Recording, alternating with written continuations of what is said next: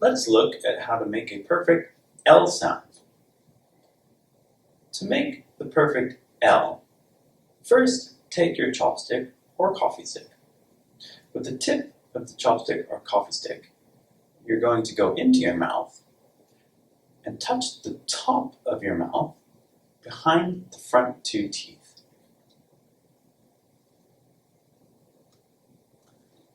The tip of the stick should be touching the skin of the top of your mouth immediately behind the front two teeth. So that's the skin just behind the front two teeth.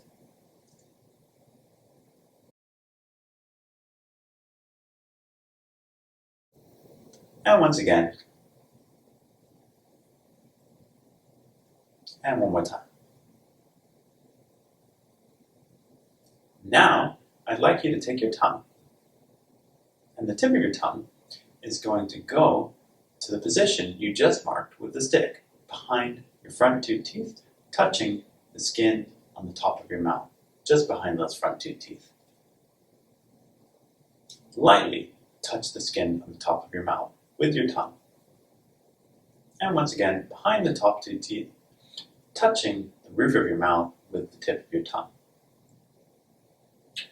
This time, you're going to make an L sound. L, L, L. So lightly touch that spot behind your front two teeth with your tongue and try L, L, L. It should be very light. You don't want to push too strongly with your tongue, but if it's just behind the front two teeth, touching the top of your mouth, you've got a perfect L. So let's try with a word such as like. Take your stick, place it behind your front two teeth, touch the roof of your mouth, and touch the spot with your tongue. Light, light, light. Let's try another word. Love, love, love. Let's try one more. Lot, lot, lot.